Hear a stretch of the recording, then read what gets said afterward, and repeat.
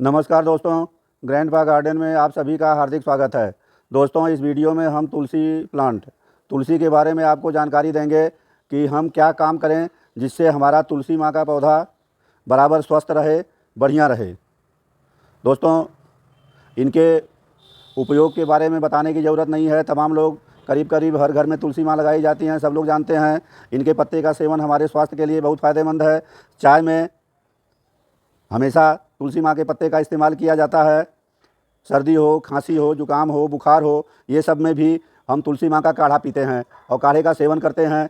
दोस्तों, इनका धार्मिक महत्व भी है।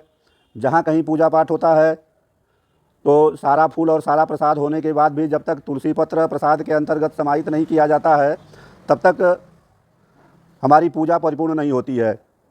तुलसी जी हर जगह आवश्यक हैं। भगवान विष्णु को तुलसी बहुत प्रसन्न है। तो दोस्तों, हम इस वीडियो में इनके उपयोग के ज़्यादा गहराई में नहीं जाएंगे। हम आपको इस वीडियो में यह बताएंगे कि हम क्या काम करें कि हमारे तुलसी का पौधा जो है लगातार कई वर्षों तक जीवित रहे और इनकी सेवा हमें बराबर कई साल तक मिलती रहे। तो दोस्तों देखिए, जब पौधा लगभग ये पौधा देखिए 1 साल का पुराना पौधा है, 1 साल से ज़्यादा पुराना पौधा हो जाए उस समय इनकी मंजरी निकल आती है, पत्तियाँ कुछ कुछ सूखने लगती हैं, कोई कोई टहनी सूखने लगती है।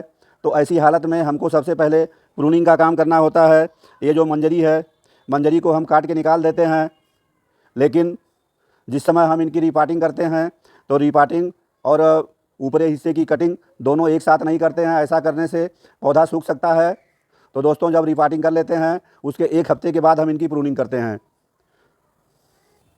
दोस्तों, इनको अच्छा रखने के लिए सबसे पहली बात आती है गमले की साइज़। तो गमले की साइज़ कम से कम 10 इंच से छोटे गमले में तुलसी का पौधा नहीं लगाना चाहिए। अगर गमला 12 इंच का है, 15 इंच का है तो ज़्यादा बेटर है। दोस्तों, जब पौधा 1 साल का हो जाता है तो जो मिट्टी में उर्वरा शक्ति होती है वो साल भर में धीरे धीरे समाप्त हो जाती है। जो हम बाद में खाद ऐड करते हैं तो खाद का असर गमले की ऊपरी सतह पर ही रहता है। वो माँ तुलसी के पौधे में जड़ तक उर्वरा शक्ति पहुंच नहीं पाती है। तो ऐसी हालत में साल में 1 बार इनका रीपाटिंग करना ज़रूरी है। दोस्तों देखिए, रीपाटिंग करने के लिए ये हमने देखिए गमले में हमने इनका अगल बगल से पूरी मिट्टी निकाल लिया है। अगल बगल से मिट्टी निकाल लेंगे तो इनके पौधे को हम जड़ समेत बाहर कर सकते हैं। ये देखिए, हमने खाली कर दिया है। तो इस तरह से ये पौधा मिट्टी और जड़ समेत इसको हम बाहर निकाल सकते हैं। ये देखिए, हमने पौधे को निकाल लिया बाहर।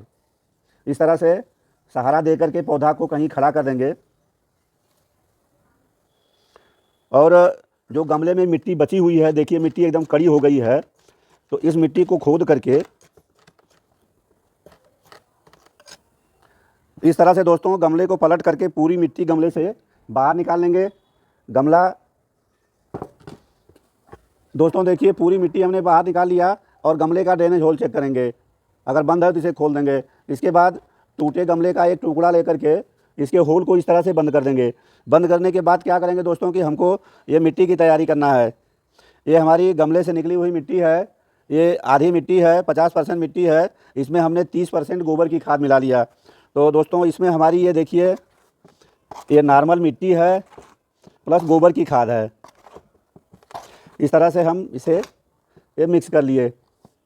दोस्तों देखिए, इस मिट्टी को हल्का करने के लिए, क्योंकि इनकी जड़ों का अच्छी तरह से विकास हो, हमको मिट्टी हल्की चाहिए। हल्की मिट्टी बनाने के लिए ये देखिए हम डालेंगे, ये धान की भूसी है, राइस हस्क। दोस्तों, यह एकदम से फंगस फ्री होती है, इसमें कोई फंगस नहीं लगता है। तो इस तरह से इस मिट्टी में हम ये राइस हस्क की थोड़ी मात्रा मिला दिए। दोस्तों, राइस हस्क मिलाने के बाद ये देखिए हम इसमें डालेंगे, ये बालू है, ये रिवर सैंड है जिसको हम कंस्ट्रक्शन के काम में इस्तेमाल करते हैं। तो ये बालू की करीब 1 किलोग्राम की मात्रा हम इतनी मिट्टी में ये मिला दिए। दोस्तों, मिट्टी हमारी कीटाणुनाशक बने, तुलसी माँ के पत्ते ख़राब ना हों, इसके लिए हम देखिए ये नीम की सूखी पत्तियाँ हैं। ये नीम की सूखी पत्तियाँ कीटाणुनाशक होती हैं। तो इनको इस तरह से हाथ से रगड़ करके इनका हम बना लेंगे चूर्ण। ये चूरा बना करके हम इस मिट्टी में ये नीम की सूखी पत्तियाँ मिला देंगे। दोस्तों, ये नीम की सूखी पत्तियाँ फर्टिलाइज़र का भी काम करती हैं, इससे हमारे पौधे को NPK वैल्यू मिलती है और कीटाणुनाशक का भी काम करती हैं। ये हमारे तुलसी माँ के पौधे में किसी भी इंसेक्ट से बचाती हैं। इसके बाद दोस्तों देखिए, ये हल्दी पाउडर भी है, ये भी इंसेक्टिसाइड है और पौधे को सूखने से बचाता है और मिट्टी को कीटाणुओं से फ्री करता है। तो ये देखिए, हल्दी पाउडर की 2 चम्मच मात्रा हम अपनी मिट्टी में डाल दिए। दोस्तों, इस तरह से मिट्टी को हम मिक्स कर लेंगे। दोस्तों देखिए, इस तरह से हमने अपनी मिट्टी को अच्छी तरह से मिक्स कर लिया। दोस्तों, मिक्स करने के बाद इसमें हम एक सामान और डालेंगे। ये मस्टर्ड केक है, सरसों की खली। ये देखिए इस तरह की आती है चपड़ी में, इसे हमने तोड़ के छोटा कर लिया है। इसकी करीब 200 ग्राम मात्रा ये 10 किलोग्राम मिट्टी में हम ऐड कर रहे हैं। ये देखिए, ये मस्टर्ड केक के छोटे छोटे टुकड़े हम इसमें, ये देखिए, कम से कम 250 ग्राम 200 ग्राम मात्रा हमने ये 10 किलोग्राम मिट्टी में डाल दिया। दोस्तों, मस्टर्ड केक से हमारे तुलसी माँ के पौधों को नाइट्रोजन, फास्फोरस और पोटेशियम, ये तीनों इनकी ज़रूरत के हिसाब मिल जाएगा। और ये mustard cake slow release fertiliser है, यह धीरे धीरे रिलीज होगा और हमारे तुलसी माँ की जड़ के माध्यम से पौधे को मिलता रहेगा। दोस्तों, जो ये हम मिट्टी तैयार कर रहे हैं, इसमें 3 महीने तक आगे फिर कोई खाद देने की आवश्यकता नहीं है, केवल हम पानी डालते रहेंगे। तो दोस्तों देखिए, हम आपको रीपाटिंग के बारे में बता दें। ये गमला लिए, होल चेक किए, एक गमले के टूटे टुकड़े से इसे बंद कर लिए। बंद करने के बाद पहले इसमें डालेंगे इस तरह से मिट्टी।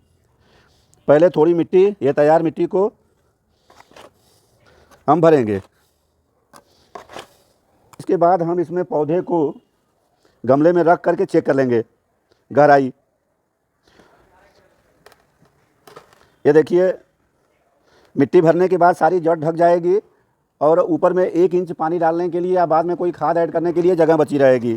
तो दोस्तों, अब हम चारों तरफ से ये तैयार मिट्टी को, सॉइल मिक्सचर को भर देंगे।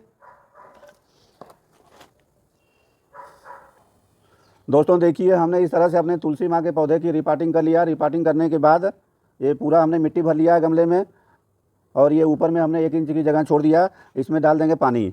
जब भी हम रिपाटिंग करते हैं तो पानी डालना ज़रूरी है।